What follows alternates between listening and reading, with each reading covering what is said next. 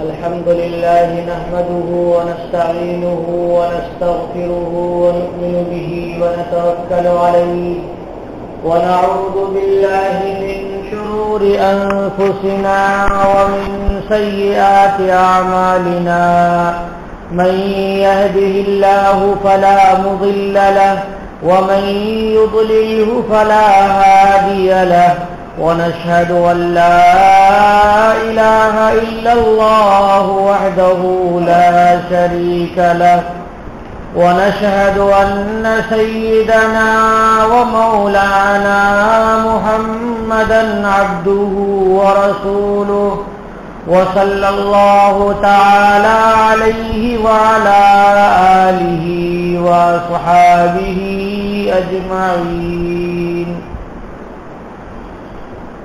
أما بعد فأعوذ بالله من الشيطان الرجيم. بسم الله الرحمن الرحيم. إنما المؤمنون إذا ذكر الله وجلت قلوبهم وَإِذَا تُلِيَتْ عَلَيْهِمْ آيَاتُهُ زَادَتْهُمْ إِيمَانًا وَعَلَى رَبِّهِمْ يَتَوَكَّلُونَ. وقال رسول الله صلى الله عليه وسلم: اذكروا الله حتى يقال إنه مجنون، أو كما قال عليه الصلاة والسلام. محترم حضرات اور اعتکاف کرنے والے با توفیق مسلمانان، میرے لیے باعث شرف ہے کہ میں 3000 کلومیٹر سے آ کر کے اور آپ کے سامنے اللہ کی بات پیش کر رہا ہوں. اللہ تبارک و تعالیٰ کی بارگاہ میں اگر یہ پیش کی جانے والی باتیں قبول ہو جائیں تو میرے لیے بڑی خوش نصیبی کی چیز ہوگی. اللہ رب العزت میرے لیے بلند مقامات، اونچے درجات اور مغفرت کا اسے باعث بنا دیں گے. اس لیے مجھے بڑی خوشی ہو رہی ہے کہ آج رمضان کے مہینے میں اور آخری عشرے میں، جس میں اعتکاف ہے، جس میں شب قدر ہے اور جس کی عبادتیں اللہ رب العالمین کو بہت زیادہ مقبول ہیں، وہ ایسے پیارے وقت میں روزے کے ساتھ، اور روزہ میں بھی جن کا اکثر حصہ گزر چکا ہے، وہ روزہ صرف اللہ رب العالمین کے لیے ہم سب رہ رہے ہیں. تو یہ ساری چیزیں اور برکت کا ماحول یہ نہایت خوش نصیبی ہے آپ حضرات کے لیے بھی کہ آپ اللہ کی بات سنیں گے اور اللہ کے گھر میں سنیں گے. اور عصر کی نماز کے بعد کا وقت ویسے ہی اللہ تعالیٰ نے قبولیت کا وقت رکھا ہے، تو اللہ تعالیٰ مقبولین میں آپ کو بھی شامل فرما لیں گے.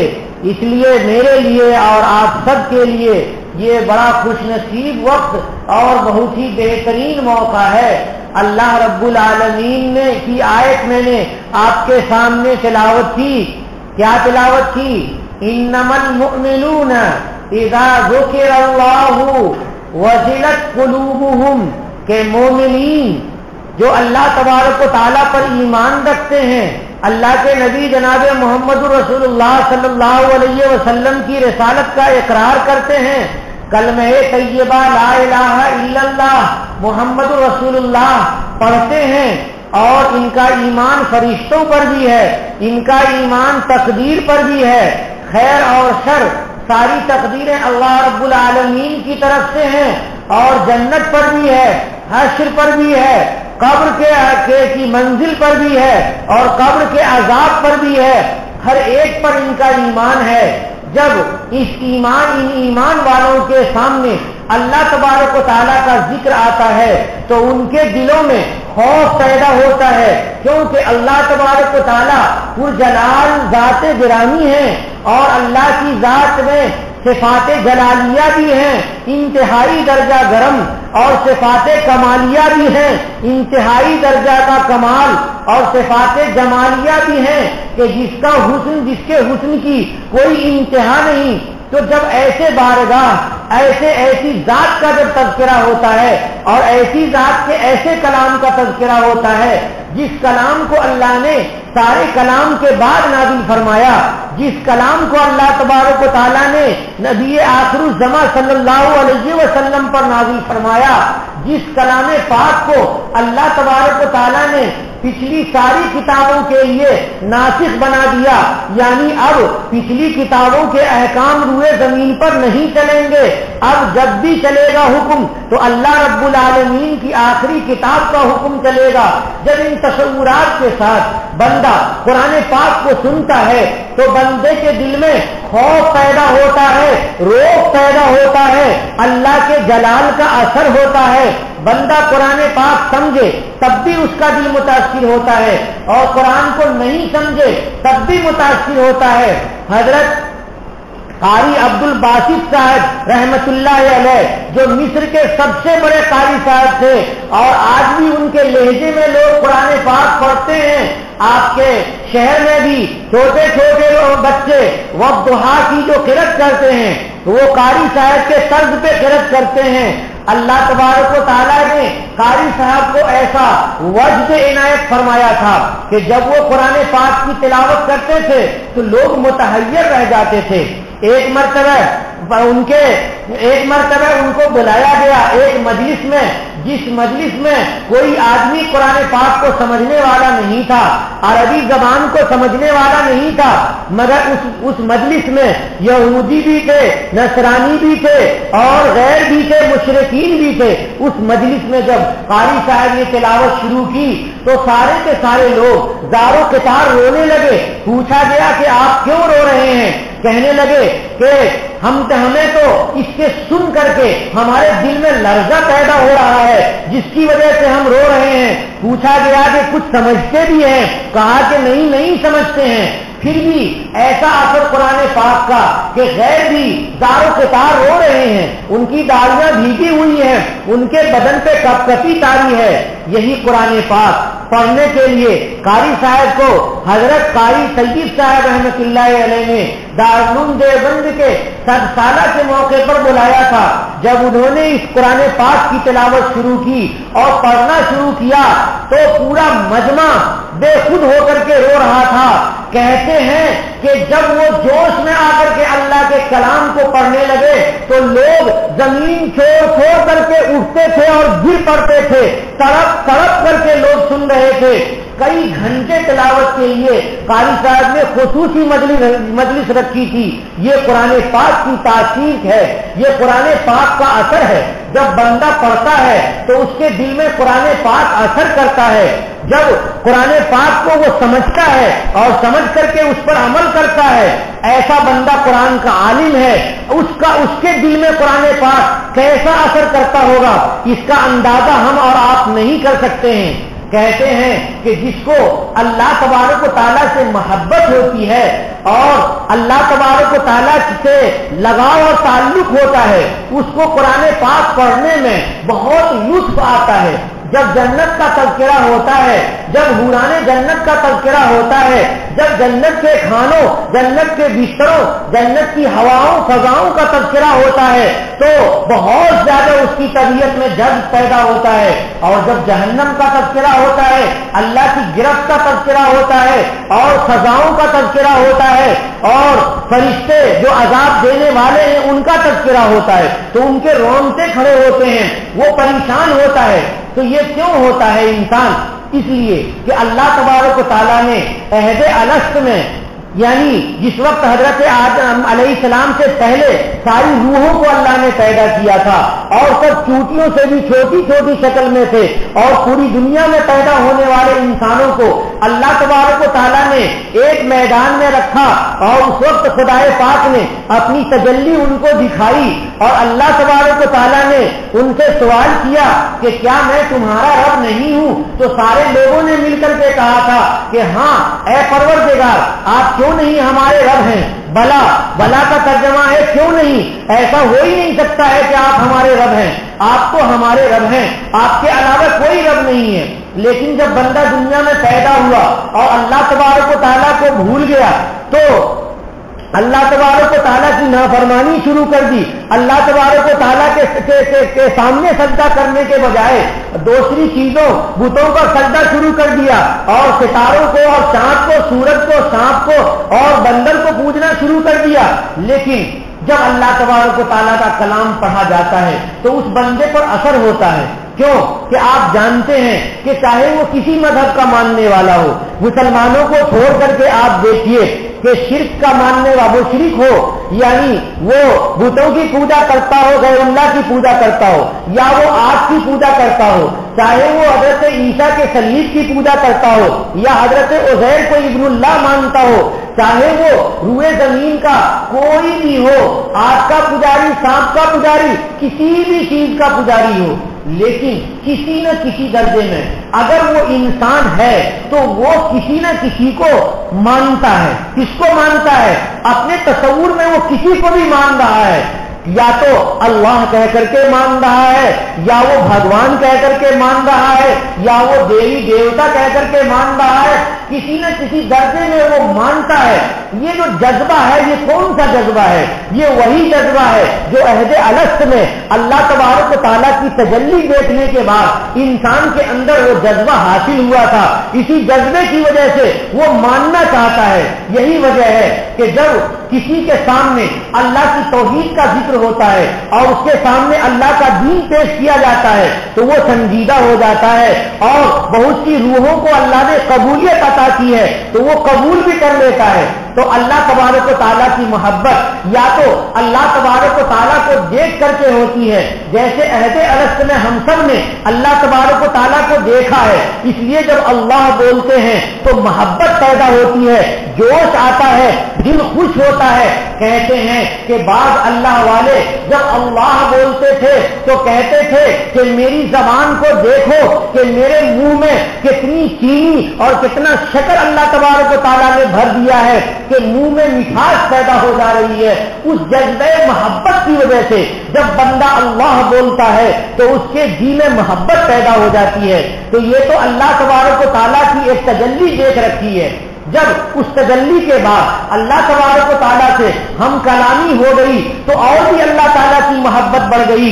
حضرت موسیٰ علیہ نبینا وعلیہ الصلاۃ والسلام جب جا رہے تھے، مدین سے مصر جا رہے تھے اور اللہ تبارک و تعالیٰ کی تجلی نصیب ہوئی اور آگ دیکھی اور وہاں پہ اللہ نے کہا انی انا اللہ، میں اللہ ہوں، فخلا نعلیک، اپنے جوتے اتار لیجئے، انک بالوادی المقدس طویٰ، آپ ایک پاک جگہ میں ہے، پاک میدان میں ہے جس کا نام طویٰ ہے۔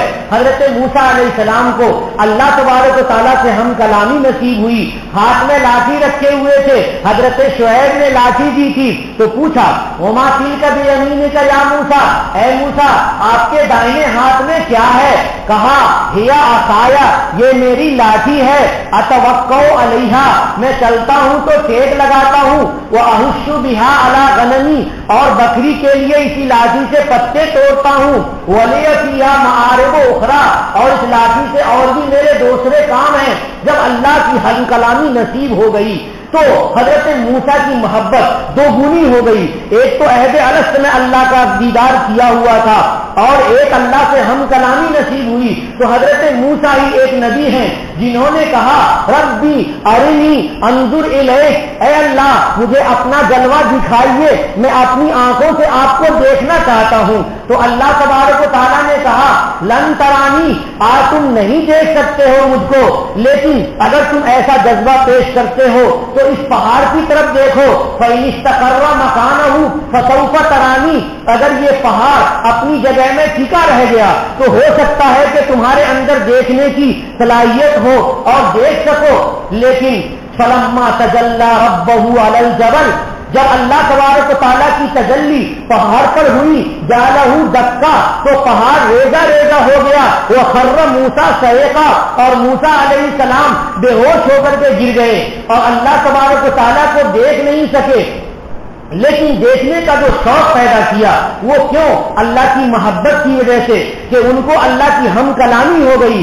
جب انسان کو کسی سے گفتگو ہوتی ہے تو اس کی محبت دل میں آ جاتی ہے، اور جب اس کا دیدار ہوتا ہے تو محبت اور جاگ جاتی ہے۔ اب یہاں پہ آئیے سمجھیے کہ اسلام میں اس لیے عورتوں کو پردے میں رکھا گیا ہے تاکہ عورتوں پہ کسی کی نگاہ نہ پڑے اور کسی کی نگاہ عورتوں پہ نہ پڑے۔ اگر نگاہ پڑے گی تو محبت ہو جائے گی، اور عورتوں کو بات کرنے سے منع کر دیا گیا ہے کہ اگر عورت کسی غیر محرم سے بات کرے گی، کوئی غیر محرم عورت سے بات کرے گا تو محبت پیدا ہو جائے گی۔ اسی لیے عورت کی آواز بھی عورت ہے، عورت کی آواز بھی پردہ ہے، اور عورت کو نقاب میں رکھا گیا، عورت کو گھر میں رکھا گیا تاکہ معاشرے میں فحاشی نہ پھیلے، معاشرے میں ناجائز تعلقات نہ ہو جائیں۔ اللہ تبارک و تعالیٰ نے یہی پردے میں حکمت رکھ رکھی ہے کہ اللہ تبارک و تعالیٰ کا دیدار نصیب ہوا تو محبت ہر انسان میں پیدا ہوئی، اللہ سے ہم کلامی ہوئی تو حضرت موسیٰ کو دیکھنے کا جذبہ پیدا ہو گیا۔ سنو مومنو، جنت کی جو سب سے اونچی نعمت ہوگی وہ اللہ تبارک و تعالیٰ کا دیدار ہے۔ اللہ تبارک و تعالیٰ کا دیدار سب سے اونچی نعمت ہے۔ انسانوں کو، جنتیوں کو اللہ جنت دے دیں گے، سارے کے سارے انعامات دے دیں گے، پوچھیں گے کہ کیا تم لوگوں کو ساری چیزیں مل گئی، کچھ اور چاہیے؟ تو سب لوگ کہیں گے کہ ہمیں تو رہنے کے لیے بھی اچھے اونچے اونچے محلات مل گئے، اور کھانے پینے کے لیے بھی اچھے اچھے دسترخوان مل گئے، اور رہنے کے لیے بھی ہمیں پلنگ ملے، اور اتنی اچھی ہوا اور ایسی فضا اور ایسا گھر تو ہمیں دنیا میں نصیب نہیں ہوا تھا، اب ہمیں کچھ نہیں چاہیے۔ لیکن اللہ تبارک و تعالیٰ کہیں گے کہ نہیں، اور بھی اس سے بڑی کچھ نعمت ہو سکتی ہے، تم مانگنا چاہو مانگو۔ لوگ اہل علم کے پاس، علماء کے پاس جائیں گے اور ان سے پوچھیں گے کہ آپ ہمیں بتائیے کہ اللہ کا سوال ہے کہ تمہیں کوئی اور نعمت دینا چاہتا ہوں جو ان نعمتوں سے بڑی ہوئی نعمت ہے، وہ کون سی نعمت ہے؟ علماء کہیں گے کہ جائیے اللہ سے کہیے کہ اے اللہ اپنا دیدار عنایت فرما، اپنا جلوہ دکھا دے۔ تو اللہ تبارک و تعالیٰ جب اپنا جلوہ دکھائیں گے تو اس نورانیت کی وجہ سے انسان کا وہ مومنین کے کی صورتوں میں خوشیاں اور حسن اتنا زیادہ چہرے میں ہو جائے گا کہ جب وہ جائے گا تو حوران جنت کہیں گی کہ اتنے حسین و جمیل بن کر کے کہاں سے آ گئے، تمہارا حسن اتنا پہلے تھا اور اس کے علاوہ اتنا سارا حسن کیسے بڑھ گیا؟ تو وہ کہے گا کہ مجھے اللہ تبارک و تعالیٰ کا دیدار نصیب ہوا ہے۔ اللہ تبارک و تعالیٰ ہم سب کو نصیب فرمائے۔ اللہ کی کتاب کے لیے اللہ کی آیت جو میں نے پڑھی کہ جب اللہ کی آیتیں تلاوت کی جاتی ہیں تو مومنین کے دلوں میں اللہ کا خوف پیدا ہوتا ہے، مومنین ایک دم بیدار ہو جاتے ہیں۔ آج دیکھیے سرچ کیا جا رہا ہے، مختلف چیزوں پہ ریسرچ ہو رہا ہے۔ امریکہ میں جو لوگ قومے میں چلے جاتے ہیں ان کے اوپر ریسرچ کیا جا رہا ہے کہ ان کو ہوش میں کیسے لایا جائے۔ کوئی دوا کام نہیں کر رہی ہے اور کوئی تدبیر کام نہیں کر رہی ہے، تو ان کو ہوش میں لانے کی تدبیر میں سے ایک تدبیر یہ بھی ہے کہ ان کے کانوں میں قرآن پاک کی تلاوت لگا دی جاتی ہے اور سورہ رحمان کی تلاوت لگا دی جاتی ہے، سورہ یاسین کی تلاوت لگا دی جاتی ہے۔ جب وہ قومے کی حالت میں اس کے دماغ میں بہت زیادہ قرآن کی آیتیں پڑتی ہیں تو وہ ہوش میں آ جاتا ہے۔ بہت سے مریضوں کی آنکھیں کھل گئی اور وہ ہوش میں آ گیا۔ تو اللہ تبارک و تعالیٰ کی آیت میں ایسا اثر ہے کہ قومے میں گیا ہوا انسان واپس آ جاتا ہے، قومے میں گیا ہوا انسان واپس آ جاتا ہے۔ کیوں واپس آ جاتا ہے؟ کہ عہد الست میں، میثاق میں اللہ تبارک و تعالیٰ کی جو تجلی نصیب ہو گئی ہے تو چاہے وہ ایمان نہیں قبول کیا ہے لیکن جب اللہ کی آیت پڑھتی ہے تو دل کے اندر روشنی پیدا ہوتی ہے، نبض میں حرکت پیدا ہوتی ہے۔ ایک شہزادی تھی، اس کا رشتہ ہو رہا تھا ایک جگہ بہت دوسرے بادشاہ کے خاندان میں رشتہ ہو رہا تھا، مگر شہزادی بیمار ہو گئی، ڈاکٹروں اور حکیموں کو بادشاہ نے لگایا مگر کوئی دوا کام نہیں کر رہی تھی، مسلسل بیمار ہوتی جا رہی تھی۔ ایک حکیم جو بہت بڑے حکیم تھے، انہوں نے دوا علاج کرنے کے بعد کہا کہ میں یہ چاہتا ہوں کہ شہزادی کو آپ ہمارے یہاں باندیوں کے ساتھ بھیج دیجئے، خادماؤں کے ساتھ بھیج دیجئے، اور میں وہاں پر ان کی ایک تدبیر کرتا ہوں اور میں جانچتا ہوں کہ بیماری آخر کیا ہے۔ تو بادشاہ نے کیا کیا کہ جتنے ان کے رشتہ دار تھے ان کے رشتہ داروں کی لسٹ منگوائی اور اپنے سامنے رکھا اور شہزادی کے نبض پہ ہاتھ انگلی رکھی اور ان ناموں میں سے نام لینا شروع کیا، 1 2 نام 3 نام سارے نام لینے شروع کیے۔ نبض میں کوئی حرکت نہیں پیدا ہو رہی تھی، جیسی تھی ویسی۔ جب اس نے ایک آدمی کا نام لیا جو اس کا رشتہ دار تھا، جب اس کا نام لیا تو اس کے نبض میں حرکت ہو گئی۔ تو حکیم خاموش ہو گیا اور اس نے بادشاہ کو کہا کہ جہاں اس کا رشتہ ہو رہا ہے اس رشتے کو آپ ختم کر دیجئے اور اس نام کے جو آپ کے رشتہ دار ہیں یہاں آپ رشتہ کیجئے اور اس رشتے کی اطلاع دے دیجئے شہزادی کو، اس کی طبیعت بالکل ٹھیک ہو جائے گی۔ معلوم یہ ہوا کہ جب اس کو اطلاع دی گئی تو اس کو اب کسی دوا کی ضرورت نہیں تھی اور اس کی طبیعت ٹھیک ہو گئی۔ کیوں طبیعت ٹھیک ہو گئی؟ کہ دل کے اندر کسی کی محبت چھپی ہوئی تھی اور اس محبت کے اس محبوب کا نام لینے کے بعد نبض میں حرکت پیدا ہو جا رہی ہے اور خوشی پیدا ہو جا رہی ہے۔ تو اللہ تبارک و تعالیٰ تو ہم سب کے محبوب ہیں۔ جب اللہ تبارک و تعالیٰ کی آیتیں تلاوت کی جاتی ہیں رمضان کی تراویح میں اور نمازوں میں تو ہمارے دلوں کو حرکت ہونی چاہیے یا نہیں ہونی چاہیے؟ اگر حرکت ہوتی ہے اور خوب حرکت ہوتی ہے اور جنت کی جگہوں میں خوشی ہوتی ہے اور جہنم کی آیتوں میں ہمارے اوپر خوف طاری ہوتا ہے تو ہم اپنے ایمان کو جانچ لیں، ہم اپنے نبض کو دیکھ لیں کہ ہمارا ایمان کتنا ہے، کتنا کامل ہے اور کتنا ناقص ہے۔ ہر انسان کو اپنے ایمان کے کامل اور ناقص ہونے کے جانچنے کے لیے اللہ تبارک و تعالیٰ نے یہی دے دیا ہے قرآن پاک کی تلاوت۔ اور قرآن کی تلاوت کے لیے رمضان کو اللہ تبارک و تعالیٰ نے خاص کیا ہے۔ بڑے بڑے اللہ والے بزرگان ایسے ہیں جو رمضان المبارک میں سوائے تلاوت کلام پاک کے کوئی اور کام نہیں کرتے۔ حضرت شیخ زکریا صاحب رحمۃ اللہ علیہ کے بارے میں آپ کو معلوم ہوگا کہ ان کے ایک دوست آئے اور ان سے رمضان میں کچھ بات کرنا چاہی تو سلام کیا اور بیٹھ گئے۔ حضرت تلاوت میں مشغول تھے، نماز کا وقت ہوا، اٹھ کر کے نماز پڑھی اور اس کے بعد پھر وہ صاحب بیٹھے تھے اور حضرت تلاوت میں مشغول تھے۔ جب تھوڑی دیر کے بعد پھر اگلی نماز کا وقت ہوا تو اس وقت پھر نماز میں مصروف ہو گئے اور وہ صاحب بیٹھے ہوئے تھے، ان سے بات نہیں کی اور پورا دن گزر گیا۔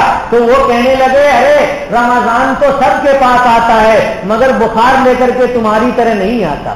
تو یہ اللہ کے کلام سے عشق ہے کہ بندہ رمضان میں خوب تلاوت کر رہا ہے اور رمضان کو اللہ کی آیتوں کے لیے وقف کر دیا ہے۔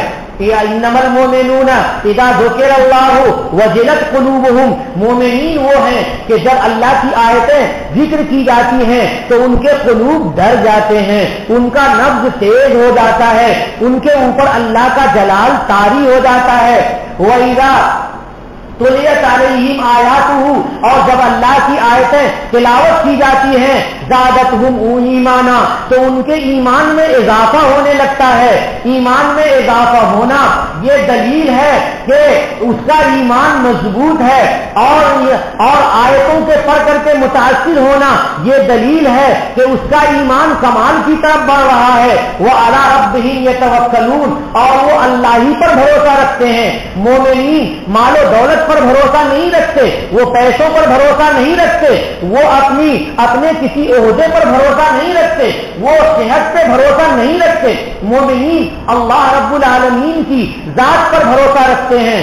اور جب مومنین اللہ کی محبت میں بہت زیادہ بے چین ہوتے ہیں، رمضان کا مہینہ آتا ہے تو مسجد میں آ کر کے اپنا بستر ڈال دیتے ہیں، اعتکاف کرنے لگتے ہیں اور کہتے ہیں صبح سے شام تک کہ اے اللہ میں تیرا ہو گیا، اے اللہ میں تیرا ہو گیا، اے اللہ تو میرا ہو جا. یہی اعتکاف کا مقصد ہے. اگر کسی بندے کے دل میں یہ شوق پیدا ہو گیا کہ میں صرف اللہ کو راضی کرنے کے لیے مسجد میں بیٹھا ہوں اور پھر اللہ کی تلاوت کر کے اپنے دلوں کو وہ گرما رہا ہے, تو واقعتاً اس کا اعتکاف قابل قبول ہو گیا بارگاہ رب العالمین میں. اور اگر وہ اعتکاف میں بھی موبائلوں میں لگا ہوا ہے, اگر وہ اعتکاف میں بھی دوسری مصروفیتوں میں لگا ہوا ہے, دوست احباب سے تعلقات میں لگا ہوا ہے, تو وہ ظاہری جسم کو تو قید کیا ہے اور اپنے افکار اپنی مشغولیات کو قید نہیں کیا ہے. تو ایسے لوگوں کے اعتکاف سے اللہ رب العالمین کو کوئی غرض نہیں ہے. اللہ رب العالمین کو تو بندہ خالص چاہیے. جب کوئی بندہ اپنی ساری چیزوں سے پاک ہو کر کے اور مجرد ہو کر کے الگ ہو کر کے اللہ کے لیے کہہ دیتا ہے کہ اے اللہ میں تیرا ہو گیا, تب اللہ رب العزت قبول فرماتے ہیں اور اپنے محبوبین میں شامل فرماتے ہیں. اور اعتکاف کرنے والا اپنے کو محدود کرتا ہے مسجد کے اندر, اس لیے کسی بھی ضرورت کے لیے اس کو مسجد سے باہر نکلنے کی ضرورت نہیں ہے. ہاں مسجد میں پیخانہ نہیں کر سکتا تو اس کے لیے باہر نکلے گا, پیشاب نہیں کر سکتا اس کے لیے باہر نکلے گا. واجب غسل یاد رکھنا, غسل واجب کی وجہ سے مسجد میں نہیں رہ سکتا تو وہ اس کے لیے باہر نکلے گا اور دوسرے کسی کام کے لیے باہر نہیں نکلے گا. بیڑی سگریٹ کی عادت ہے تو اس کو چھوڑ کر کے اور 10 دن کے لیے صبر کر لینا چاہیے کہ میں اعتکاف کر رہا ہوں اللہ کے لیے, میں نہیں نکلوں گا. اعتکاف سے نکل کر کے وہ نماز جمعہ کے لیے دوسری جگہ جا سکتا ہے, لیکن اگر کسی کا انتقال ہو گیا تو دیکھنے کے لیے نہیں جائے گا. اگر کسی کے جنازے میں شریک ہونے کا جی چاہتا ہے تو نہیں شریک ہوگا. کیوں کہ جنازے میں شریک ہو رہا ہے اللہ کو پانے کے لیے اور اپنے بھائی کی مغفرت کی دعا کرنے کے لیے. وہ یہی بیٹھا بیٹھا اللہ کو پا رہا ہے اور اپنے بھائی کے لیے مغفرت کی دعا کر رہا ہے, اس کی دعا قبول ہو رہی ہے. قرآن پاک پڑھ کر کے اور وہ بخش رہا ہے تو قرآن پاک کا تحفہ وہ اس کے بھائی کو پہنچ رہا ہے. اس لیے نماز جنازہ میں شریک ہونے کی ضرورت نہیں. بس وہ اس بندے نے اللہ کی رسی کو تھام لیا, اللہ کی باؤنڈری کو تھام لیا, تو اب اس کو جب تک اللہ مل نہ جائے تب تک اسے چھوڑنا نہیں ہے. کبھی اعتکاف تو واجب اعتکاف ہوتا ہے کہ اگر کہا کہ اے اللہ اگر میں امتحان میں کامیاب ہو گیا, میری فلاں ضرورت پوری ہو گئی تو میں اعتکاف کروں گا, تو یہ اعتکاف واجب ہے, اعتکاف منت یا اعتکاف نظر کچھ بھی کہیں, یہ اعتکاف واجب اعتکاف ہے. اس اعتکاف میں بھی روزہ ضروری ہے, روزے کے بغیر واجب اعتکاف نہیں. اور رمضان کے اعتکاف کے لیے بھی روزہ ضروری ہے, اور رمضان کے 10 دن کا اعتکاف اگر کر رہا ہے کوئی تو یہ مسنون اعتکاف ہے.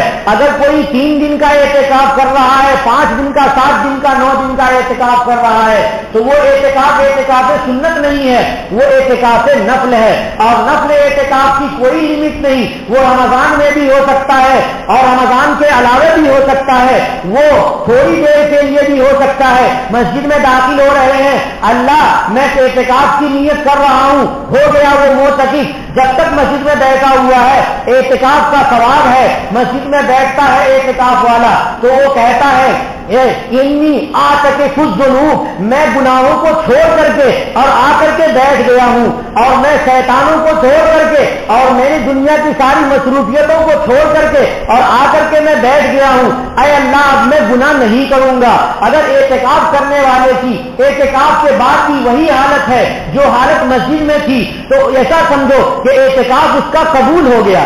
اگر اعتکاف سے نکلنے کے بعد پھر وہ فحاشیوں کی طرف جا رہا ہے, پھر وہ معصیت کی طرف جا رہا ہے, خطایا کی طرف جا رہا ہے, سیئات کی طرف جا رہا ہے, اور نگاہوں سے گناہوں میں لگا ہے, اور قلب سے گناہوں میں لگا ہے, اور اپنے اعمال سے کو گناہوں میں لگایا ہوا ہے, اور نماز چھوڑ رہا ہے, تو اس کا مطلب یہ ہوا کہ وہ اعتکاف اللہ رب العالمین کے نزدیک ویسا قابل قبول نہیں ہوا جیسا اولیاء اللہ کا اعتکاف قابل قبول ہوتا ہے. اس لیے ہم جب اعتکاف کرتے ہیں تو بہت احتیاط سے ہمیں رہنا چاہیے.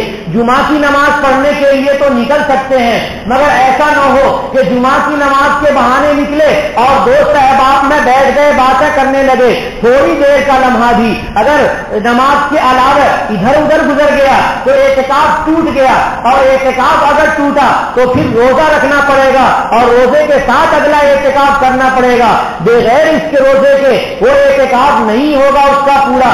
اور اگر نفلی اعتکاف ہے تو وہ قضا کرے، اور قضا کرے تو اس میں روزے کی ضرورت نہیں، نفلی اعتکاف رمضان کے علاوہ دنوں میں بھی کر سکتا ہے، وہ نہ مسجد میں داخل ہونے کے وقت میں بھی اعتکاف کی نیت کر سکتا ہے، اس کی کوئی لمٹ نہیں ہے۔ اس کے علاوہ اعتکاف میں کیا کرنا چاہیے؟